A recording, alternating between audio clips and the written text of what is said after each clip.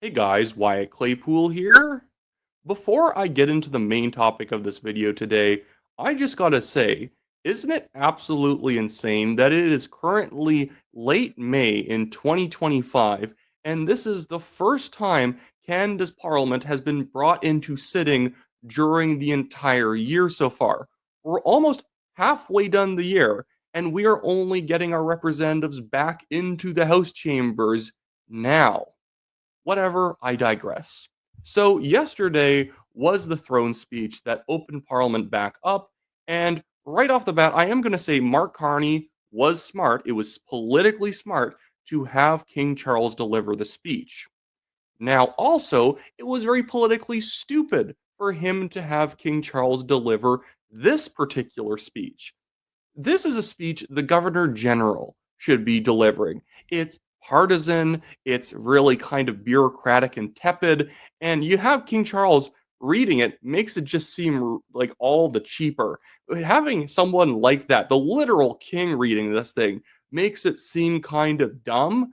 Why would you have him show up here and just start listing off liberal partisan priorities? Like, let's get to the worst part of this speech right off the bat here, which is King Charles doing effectively a land acknowledgement. I would like to acknowledge that we are gathered on the unceded territory of the Algonquin and Anishinaabe people. This land acknowledgement is a recognition of shared history as a nation, while continuing to deepen my own understanding. It is my great hope that in each of your communities and collectively as a country, a path is found toward truth and reconciliation in both word and deed. Well, that's not going to happen anytime soon because apparently it's still considered bad to point out things like the Kamloops grave hoax is in fact a hoax. We always end up skipping out on the truth part and then we want to cut over to the reconciliation part. But there's never really true reconciliation because you always have to stay on the treadmill of always having to do something extra. But let's just digest that for a second.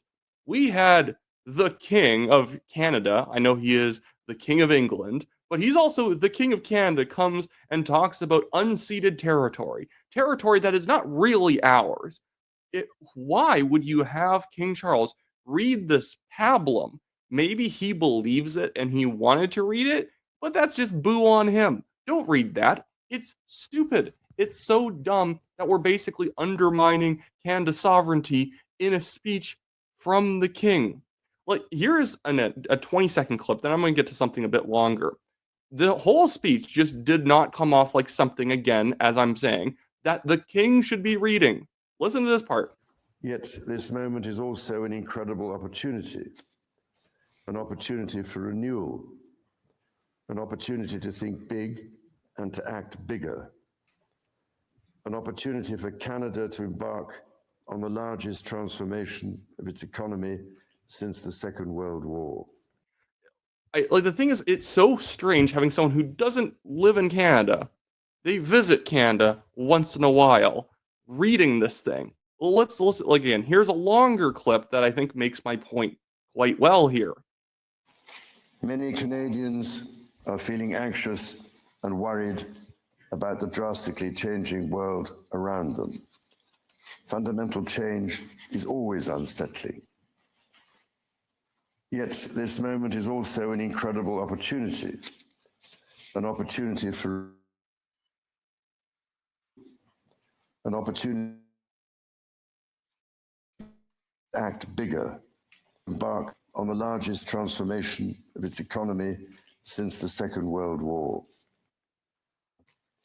The government is guided by its conviction that the economy is only truly strong when it serves everyone.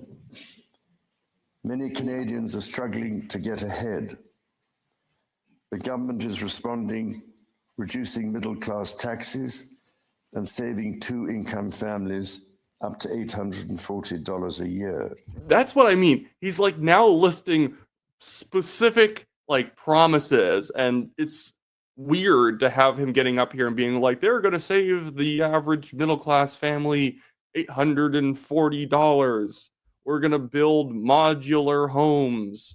we're going to make our streets safer. And it's like the thing is, it feels like a British tourist showed up and we just gave him a script. It will cut the GST on homes at or under $1 million for first-time home buyers, delivering savings of up to $50,000. And it will lower the GST on homes between $1 million and $1.5 million. Even with him sitting there with it in his hands, it looks like, again, we had a British tourist show up and we just stuck a pamphlet in his hand and said, "Can you read that for us?" And he's just like, well, they're going to reduce taxes on homes, first-time home buyers. They're going to have save $50,000 on first home under $1 million. So they have this other plan for, it's like, what, again, I'm going to keep going back to it. Why are we having the king read this? All the people who are like pro-monarchy, if you're cheering this thing on, you're undermining the crown in general. This looks stupid.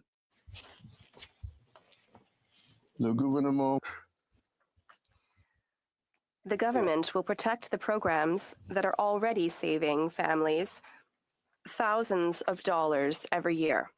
Apparently, he can actually speak French if he swapped into that. I give him credit. The government has recently expanded the Canadian Dental Care Plan.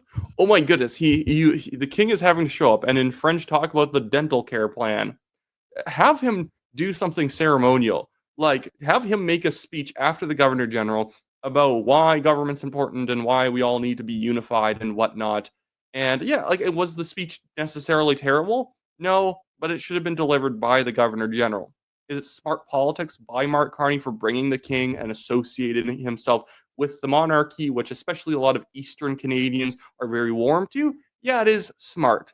At the same time, I think over time, a lot of people are not exactly going to be looking back on the speech very fondly, especially if the Liberals fail to deliver a bunch of promises. You just had the king read a bunch of lies that you didn't want to have to read yourself. You didn't want to have to put your own name to. So Charles is saying the government's going to do this, not us. Not that they would obviously actually try and present it that way, but the whole thing just seems very hollow. And like, again, it's a show. It's just trying to make them... They're just trying to make themselves seem, I don't even know what you'd say about it, like more patriotic because we brought the king in. But here's Pierre Polyev's response to the speech.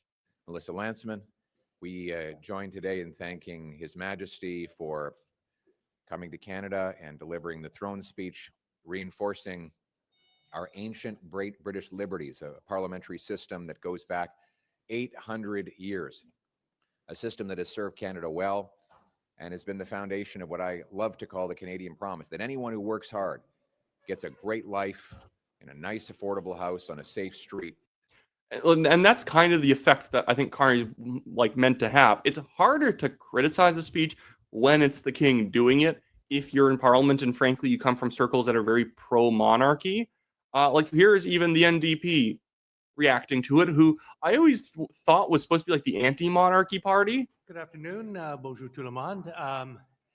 I've had a chance to review the throne speech, and I have some preliminary remarks to make about it today. I must say that there's nothing really new in the throne speech. It's essentially the policies that the Liberals have announced for the past several months and broad platitudes. And see, this is the problem. So I do give Don Davies credit that he's not doing the I'm thanking the king for coming and doing the speech thing. Maybe he'll get to that later. But like now you're having, maybe this is again the intention of Mark Carney. Now it's the NDP attacking the king for delivering a speech. Well, yeah, it's a partisan speech. You guys gave him a hacky partisan speech he had to read. And so naturally, he's going to be the messenger that people are going to shoot when they think it's full of platitudes. Like, obviously, I don't think an NDP speech would be any better. It would just be whatever the Liberal said plus extra dollar signs. I will say there are some positive indications in that throne speech that New Democrats can support. For example, we have long been supporters of building a strong, independent Canadian economy and supporting Canadian companies making Canadian goods and services and becoming champions on the global stage, creating good jobs here at home. And we also are very much in favor of building a diversified trade relationship so that Canada can take better advantage of exporting our goods and services with reliable trade partners and reducing our reliance on the United States.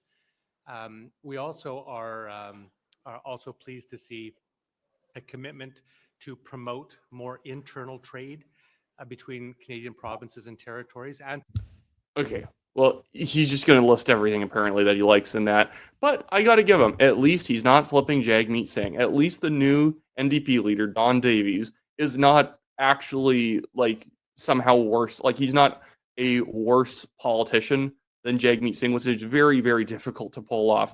But Jagmeet Singh somehow achieved it, being like easily the most politically incompetent person in Canadian history. But that should probably be it for me today, guys. I just wanted to do that cursory kind of overview.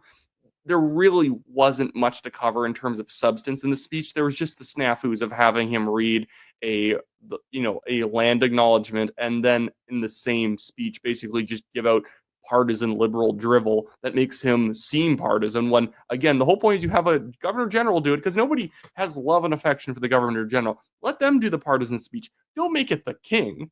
Like, what else are you going to do? Have, like, Pierre Poilievre's mother read it? Like, the thing is that it doesn't work. It feels like it's wrong for this person to be having to read this. But that's I guess, that's it for me today, guys. Should be a crazy day here in Victoria. That's why I'm having to dress up every day. I got to go to the legislature, and I can't exactly be wearing sweatpants and a t-shirt. But if you guys like this video, make sure to drop a like on the video, subscribe to the channel if you're not yet a subscriber, and then leave a comment on what you thought about the King's speech. I always like to go through and read what people also thought about the same events that I covered. And so with that, I'll see you guys later.